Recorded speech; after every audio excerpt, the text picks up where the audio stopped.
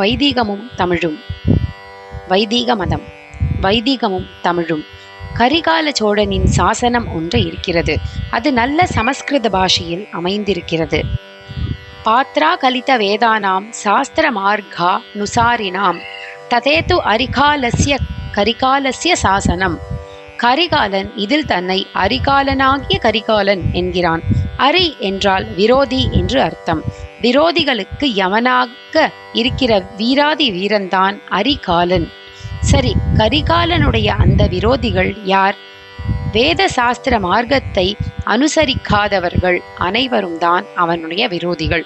வேத சாஸ்திர வரியில் செல்கிறவர்களை ரட்சிக்க வேண்டும் என்பதே கரிகாலனின் சாசனம். பிரசித்தி பெற்ற நம்முடைய தமிழ் மன்னர்கள் வைதீக மதத்தை மனமாற வளர்த்தார்கள் என்பதற்கு இது ஓர் எடுத்துக்காட்டு. பல்யாக சாலை முதுகுடுமி பெருவழுதி என்றே ஒரு சங்ககால அரசனுக்கு பெயர் இருந்திருக்கிறது. வழுதி என்றால் பாண்டிய ராஜா. பிற்காலத்திலும் கல்வெட்டுகளில் எங்கு பார்த்தாலும் தமிழ் அரசர்கள் வேத வித்துகளுக்கு வரியில்லாத இறையிலியாக நிலத்தை சாசனம் செய்தது தெரிகிறது.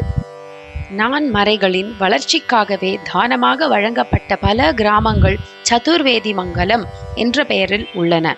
வெளிதேசத்து விஷயம் ஒன்று புதிதாக நம் ஊருக்கு வந்தால் அதற்கு உள்ளூர் பாஷையில் வார்த்தை இருப்பதில்லை. வெளிநாட்டிலிருந்து நம் தேசத்துக்கு வந்த ரேடியோ, டெலிஃபோன், பஸ் முதலியவற்றுக்கெல்லாம் நம் பாஷையில் வார்த்தை இல்லை. பிற்பாடு இப்போது இவற்றுக்கும் ஏதேதோ புரியாத தமிழில் வார்த்தைகளை உண்டாக்கி கொண்டிருக்கிறோம். ஆனாலும் அது பழக்கத்தில் சரளமாக வரமாட்டேன் என்கிறது. வேதம், யாகம் முதலியன சிலர் சொல்கிற மாதிரி தமிழ்நாட்டின் ஆதி நாகரிகத்துக்கு புறம்பாக பிற்பாடு வந்தவை என்றால் யாகம், வேதம் முதலிய பதங்களுக்கு சரியான தமிழ் வார்த்தை இருக்க முடியாது.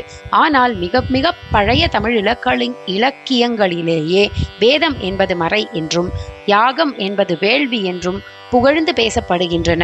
இவை மிகவும் அர்த்தபுஷ்டி நிறைந்த பதங்கள் என்பதை சமஸ்கிருத பண்டிதர்கள், தமிழ் புலவர்கள் இருவருமே ஒப்புக்கொள்வார்கள். வேட்டலிலிருந்து வேள்வி வந்திருக்கிறது. எல்லா தர்மத்துக்கும் வேறான வேதம் வேரை போலவே வெளியில் தெரியாமல், அதாவது எல்லாரிடமும் புழக்கத்திற்கு வராமல், அதை ரட்சிப்பதற்கான கடும் நியதிகளை பின்பற்றும் சிலரிடமே மறைந்து இருக்க வேண்டும் என்ற உயர்ந்த கருத்தை சொல்லும் வார்த்தைதான் மறை.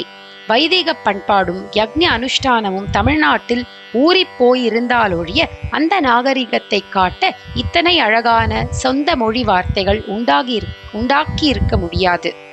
வேதத்தை எழுதி வைத்து படிக்காமல் தலைமுறை தத்துவமாக வாயால் சொல்லி காதால் கேட்டே கற்க வேண்டும் என்பதால் தமிழில் எழுதாக்கிழவி என்ற பெயரும் வேதத்துக்கு உள்ளது.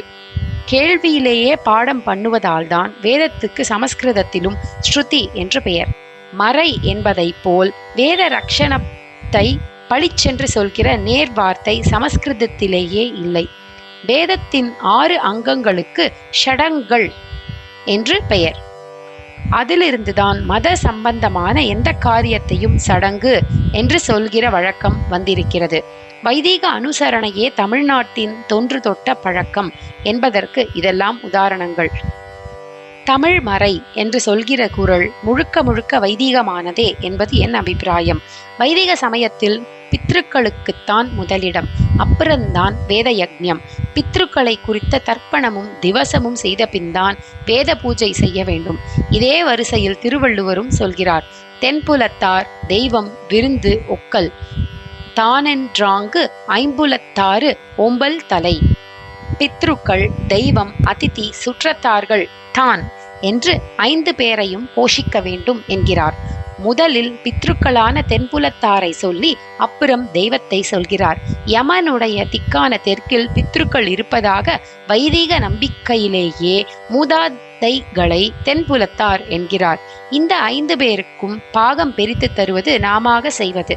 இது தவிர ராஜ ஆக்ஞையாக விளைச்சலில் 1/6 பங்கு வரியாக எடுத்துக்கொள்ளப்பட்டது. வரி போக மீதமுள்ளதை மேலே சொன்னபடி 5ஆக பிரிக்க வேண்டும். தனக்கு என்று அதில் 1 பங்குதான் வைத்துக் கொள்ளப்படுகிறது. பித்ருக்களை உத்தேசித்து சிலருக்கு அன்னமாக 1 பங்கு போகும், கோயில்களுக்கு 1 பங்கு போகும், விருந்தாளிக்கு 1 பங்கு போகும், வசதியற்ற உறவுக்காரர்களுக்கு 1 பங்கு போகும். பாக்கி 1 பங்குதான் ஒருத்தனின் சொந்த குடும்பத்திற்கு. வைதிகமும் வள்ளுவரும் விதிக்கின்ற இந்த தர்மத்தை விட பெரிய சோசியலிசம் எதுவும் இல்லை. தனக்கென்று மட்டும் வாழாமல் லோகோபகாரமாக வாழ்க்கை நடத்த வேண்டும் என்கிற தியாகம்தான் வைதிக மதத்தின் அஸ்திவாரம். திருவள்ளுவரும் அதைத்தான் சொல்கிறார். தமிழ் மறையான குறளும் சரி, மற்ற தமிழ் நீதி நூல்களும் சரி, மறையின் மரபில் வந்தவைதான். திருவள்ளுவர் வைதிகத்தை தான் சொன்னார். ஔவையார் ஓதாமல் ஒரு நாளும் இருக்க வேண்டாம் என்பதாக உத்தேசத்தை ஆரம்பிக்கும் போதே வேதாத்தியனம் ஒரு நாள் கூட நடைபெறாமல் இருக்கக்கூடாது என்கிறாள்.